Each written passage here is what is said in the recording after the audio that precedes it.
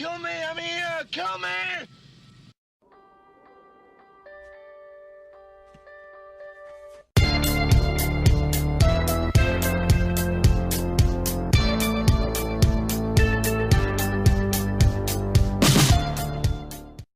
Hey everybody, this is Matthew Movies coming at you with my review of Escape from New York. Now, if you are new to my channel and you don't know this already, I am a huge John Carpenter fan. I've already talked about a few of his movies in the past, like In the Mouth of Madness, The Thing, and They Live, and I felt it was time to touch on the good old Snake Plissken movie, Escape from New York. Another Kurt Russell movie, who is an actor who I've always just absolutely loved his movies, and this is definitely one of my favorite movies. For those of you who don't know what this movie is about, essentially it takes place in a dystopian future, although now, because it was made in the 80s, it's not so much future really, but it was a dystopian future at the time where essentially crime became so huge and overpowering in America that they turned the city of New York into a prison, and they've put walls all around it, boundaries, and that's where they send the worst of the worst. And if anybody tries to escape, they get killed, and like the bridges coming out of there are mined and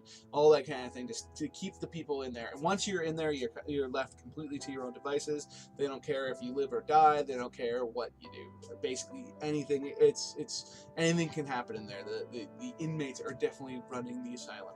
And at the beginning of this movie, you get introduced to the president, and you find out that he was flying, and there was a terrorist attack, and his ship was destroyed, and he had to abandon it. And as a result, he ends up falling to New York in an escape pod, and they take Snake Plissken, who is a prisoner that's about to be sent to New York, and they say, hey, if you can go in there and you can find the president and you can get his briefcase and get him out of there, we will drop all charges and you'll be able to go free. So that's the basic setup. I mean, first off, right off the hop, it always did bother me a little bit. I always found it to be very implausible that they would, in this world, that they would ever let the president fly anywhere near New York. But okay, let's let that be, because it's really a nitpick that kind of defeats the entire movie. But once you let that go, which I very much am able to do, I love this movie.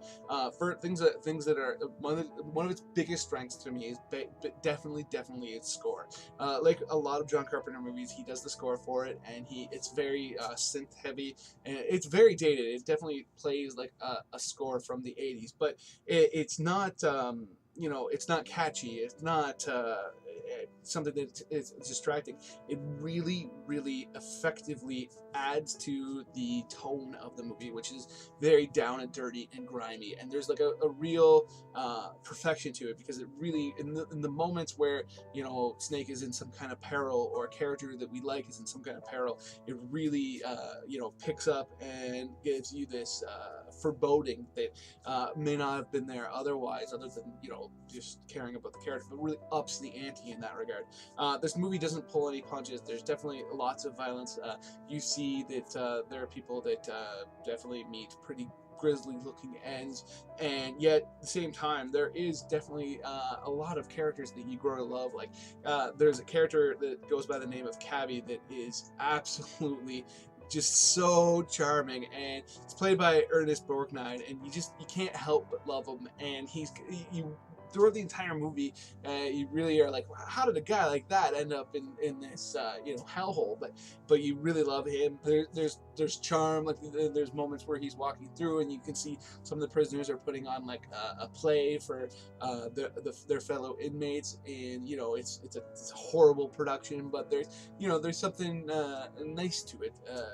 Which all that stuff really serves to kind of undercut the rest of the movie that is very mired in criminality and is filled to the brim with characters that very much seem prepared to do just about anything. And like there's like a character throughout the entire movie that has like this really big hair that's like looks like remember the movies back in the day when like somebody would get an electrical shock in a comedy and their hair would like stick up on it? Well, there's this guy who like walks throughout the entire movie looking like that, and he's one of like the main bad guys, and he definitely gives off this vibe like he would be willing to do just about anything to anybody at a moment's notice.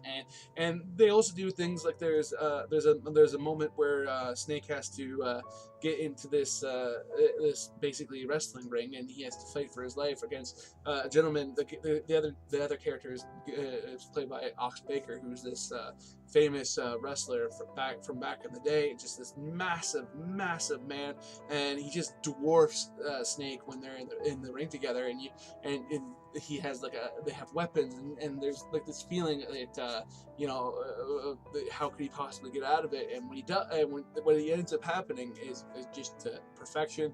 The moments where you actually see the president and the fate that the prisoners have in mind for him and what they're doing to him, they all come off as being very realistic, and also, but not like in a way that is unpleasant, and very logical. And the main villain of the movie, you get a feeling that he's extremely intelligent and isn't acting rashly, and he's played by Isaac Hayes, and he has a very great presence. Harry Dean Stanton's in this movie, Adrienne Barbeau, and they're great.